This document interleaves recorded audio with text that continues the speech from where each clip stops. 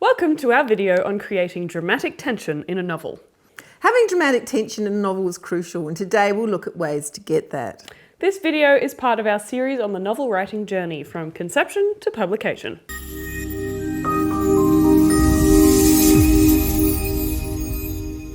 Hi, I'm Talia Newland, Managing Editor of Alkira Publishing. And I'm Rose, the book designer for Alkira Publishing. So why is dramatic tension so crucial in a novel? Well, it keeps readers engaged and invested in the story. It creates suspense and it makes readers care about the characters, and it drives the narrative forward.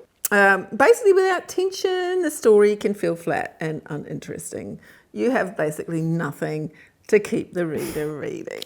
Yeah. So what kinds of things in a book create tension? Well, there's conflict, humour, relationships, surprise, like plot twists, mystery, and having a clear stakes and obstacles for the protagonist, and also subplots. All right? So the more of those elements that you have, the more engaging a book will be. And every book needs at least one of those to carry it through. You can't have a story without conflict. Well, no, it's not much of a story No. without a bit of conflict. Yeah. But some people say that there should be tension on every page. Wow. Yeah. That is a lot of tension. That's a lot of tension. But I would say at least in every scene. Yeah, or chapter. Yeah, I mean, on every page is suitable for a thriller. So conflict is one of the primary sources of tension in all storytelling. Can you tell us more about that? Well, conflict challenges the characters and it pushes the plot forward. And that's what keeps readers hooked. So it can be external conflict, such as a battle between characters or forces, or it can be internal, such as having a character's personal struggles and dilemmas. So you also said that humour can create dramatic tension in a story. How does that work? Like, that's just a tension release normally, I would think. Yeah, well, humour creates a different kind of tension to conflict, obviously. And it does this with playing with expectations and timing. It can break the tension of a serious moment, and that creates surprise, right, which is another kind of tension. So it adds layers to characters and it builds anticipation for a punchline. And this kind of variation just makes the story more engaging and dynamic. So what about relationships between characters? How does that add tension to a novel? Well, relationships are a rich source of tension, especially when people have conflicting desires, they have different beliefs, there are misunderstandings between the people or unspoken feelings. Oh, unspoken feelings is like the backbone of the romance novel, isn't it? Yeah. Does he love me? I don't know. How do I feel? Yeah. And reasons why they can't be together. Yes. In a romance. Yeah, obviously. it's all about the relationship tension, isn't it? That's really what drives it forwards. Yeah. That's kind of the backbone of the romance novel, isn't it? Is this whole tension about why the characters can't be together. Exactly, yeah. The dynamics between the characters can create emotional states that resonate with readers as well, and that makes them care about the outcomes of the relationship. So that's a form of tension as well. Well, do they love me? Do they not? Yeah. Readers also love unexpected twists. Yeah. How do surprises like this contribute to dramatic tension? Well, surprises obviously keep the readers on their toes and makes the story unpredictable. So a well-executed twist can basically just change the direction of the narrative, and it challenges readers' assumptions. So that heightens their curiosity for what's going to come next. And obviously, Surprise! We're going over here now in the plot. Yeah, I'm and going to go do this instead. yeah, and if you're reading a book where the plot is really always like unexpected, it's just like, wow, Yeah. what a great book, because you just never know where it's going to go. Yeah, So, I guess in things like fantasy novels where there's sort of a fairly structure, there's a common structure to that kind of novel. If something happens that really subverts that can be like, whoa, well, this is a really different, it gives it a point of difference to absolutely. like all the other fantasy novels that follow that same hero's journey. Yeah, Yeah. that's right. Surprise, we're going off to do something else now. Yeah. Yeah, or just, like talking about fantasy is really interesting because a lot of fantasy books take the same kinds of characters, same kinds of worlds and all of that.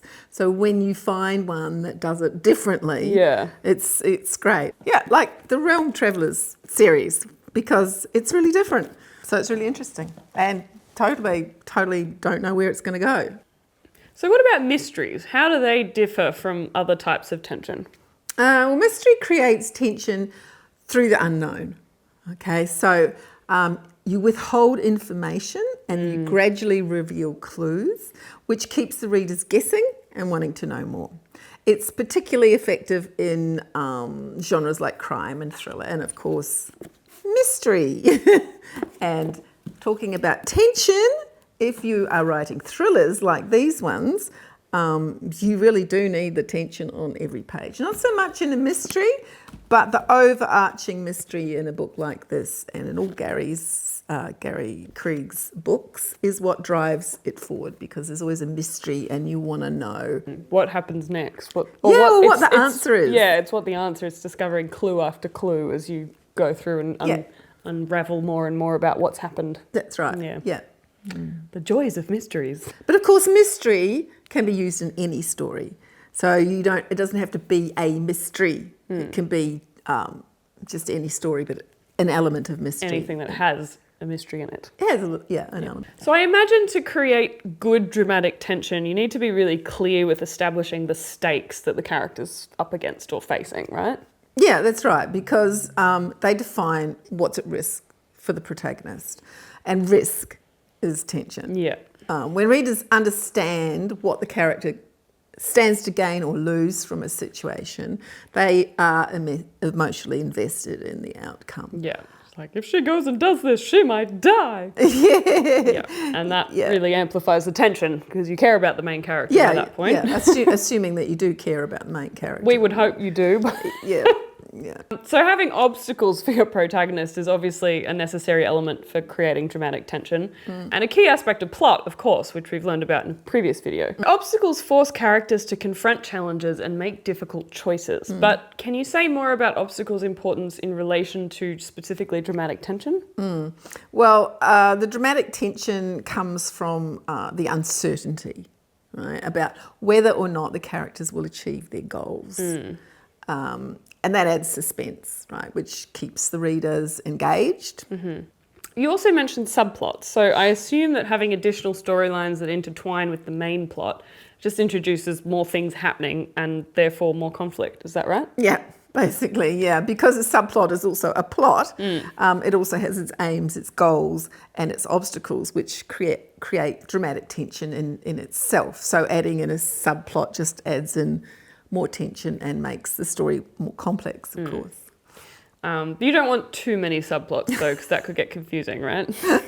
Yeah, one is enough, really, because otherwise the book can be too complex and the main plot can be lost.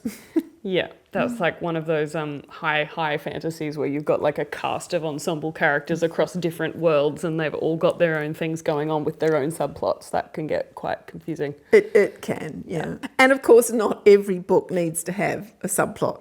That's true. Yeah. So what about the intensity of tension throughout a story? Should it be at the same level all the way through? Do we want to be biting our nails the whole way through?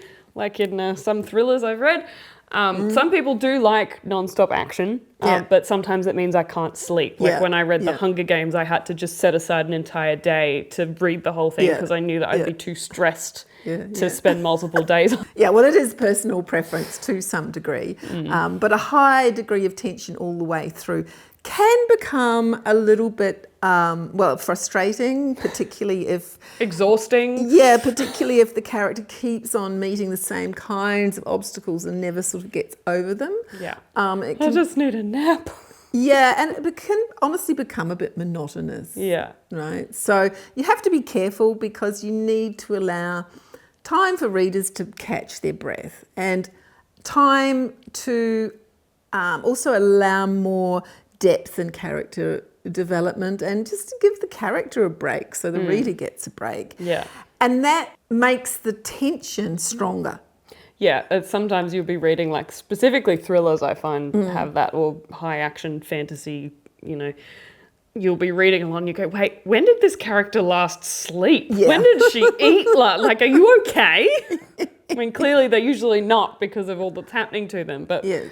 yeah, it's also like the light and shade, right? You need the moments of quiet and peace to really feel that tension more. That's Otherwise, right. as you said, it just gets monotonous and you're like, oh, well, Yeah.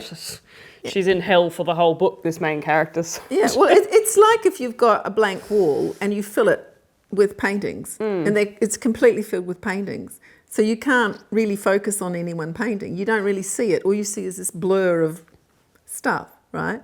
So it's the same thing. And it's also like metaphors. If you have too many metaphors in a sentence, that's true, then you don't see the metaphors. You don't appreciate each metaphor. Or you make so many metaphors in a video about books that are all about visual things that you're not sure if the metaphor was in use at all. Well, I'm a visual artist as well as an editor, and it's very meaningful to me. But the point is that I think most readers will probably find that a book that has a few breathing points in it, and a variation. I mean, variation is always better in books. You need right? light and shade. Yeah, a little bit of variation in the level of intensity, I think is a good idea. So any last tips on using dramatic tension effectively in a novel? Well, I think the key is balance and authenticity. Every type of tension should serve the story and feel natural to the characters within the narrative. So it shouldn't feel like an add-on, you know. So like... It should be a natural part of the plot, really. Yeah, if you've constructed a well-balanced plot, yes, it should be inherent in that, right? It should. But sometimes if you read through a book and you go, there's something... It's just not enough. It's there's not enough happening. One of the words of advice is be mean to your characters. Yes. You know, make life harder for them. Yeah. You know, because sometimes you've got a great story, but it's just a little bit, too much, too even, and with a few bumps, and you just need to put in a couple of really big things. Obstacles. Yeah, like something that you really wouldn't want to give your character, but, it's like, sorry guys, but, I've really got to be mean to you here. For the good of the story. Yeah. But at the same time, authors should feel that they can experiment. And it's sort of like, oh, well, maybe I could just lighten this up. It's a really heavy book. Maybe I could lighten it up with a bit of humour. Where could I just pop it in? Which of my characters might have a slightly humorous side, or just a bit of sarcasm, and it doesn't have to be added in like, oh, I'm going to add it in, but it's more like you can talk to your characters and say, hey, I think you've got a funny side, would you like to kind of just pop a word in here or there and just let it... Are you kidding? My village is being burnt to the ground. I'm not doing that. There's nothing funny about this situation. Well, there you go. See, he says that. That's funny. Yeah. So don't be afraid to experiment with different kinds of tension and see how they interact. The idea is to create a rich, engaging story. Wonderful insights. Thank you for sharing these tips on creating dramatic tension with us. We hope you found this discussion helpful. Be sure to like, comment and subscribe for more storytelling tips, and we'll see you next time. Bye.